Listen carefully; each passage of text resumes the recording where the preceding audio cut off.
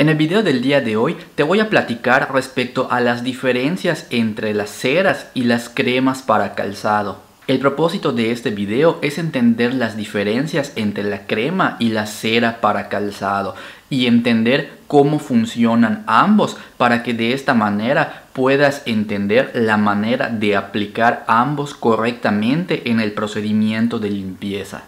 La diferencia entre estos dos productos radica en lo siguiente. La crema es un producto que está enfocado en ofrecerle nutrición a la piel y al mismo tiempo darle retoque de colores al calzado. En contraste, las ceras, debido a que tiene una concentración de ceras endurecidas en su fórmula, es un producto que está más enfocado en darle protección a la superficie y también para ofrecerle un alto brillo. Ambos productos funcionan en conjunto para ofrecerle nutrición y protección a la superficie del calzado. En una rutina tradicional de limpieza, primero se utilizan las cremas para darle la nutrición y el retoque de colores al calzado y posteriormente se aplica esta capa de cera para darle protección a este calzado para que se encuentre protegido contra los elementos del ambiente.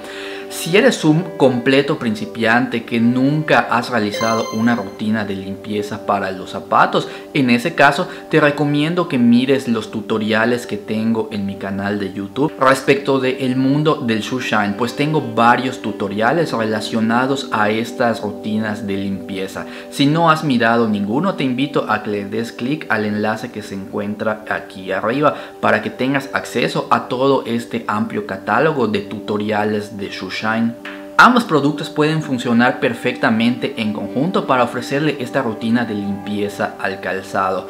Un detalle que muchas personas, incluso algunas personas con experiencia, suelen olvidar es qué tan abundante puede ser en el proceso de aplicación de cada uno de ellos. Cuando se trata de la aplicación de crema, aquí puede ser tan abundante como tú quieras. Si deseas aplicarle una capa, 2 capas, 3 capas, aquí no pasa absolutamente nada. Es completamente indiferente la cantidad de capas que le quieras aplicar. De hecho, puede ser abundante si así gustas, sobre todo en las zonas más flexibles del zapato, que viene siendo la zona del empeine, para que de esta manera esa zona flexible se mantenga siempre bien nutrida, por lo tanto se mantenga suave y de esa manera esa zona nunca presente quebraduras. Aquí en esta etapa puede ser tan abundante como tú quieras al momento de emplear las cremas. En contraste, cuando se trata de la aplicación de ceras, aquí es exactamente lo opuesto. Aquí en la aplicación de ceras, aquí te recomendaría que trates de que las capas no sean tan abundantes en la superficie general del zapato. Si deseas que los zapatos tengan protección y un brillo suave, aquí te recomendaría que apliques una sola capa en toda la superficie del zapato para que de esta manera el zapato tenga ese brillo y esa protección que necesitan.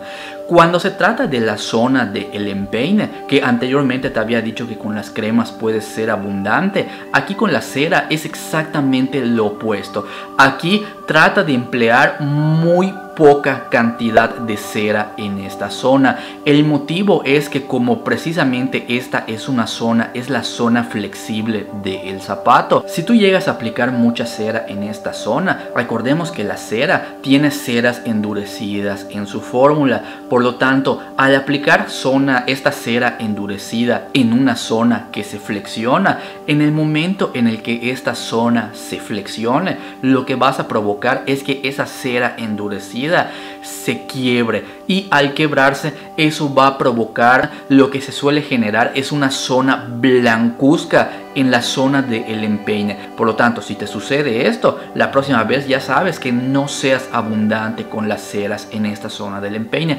Trata de que sea muy poquita cera.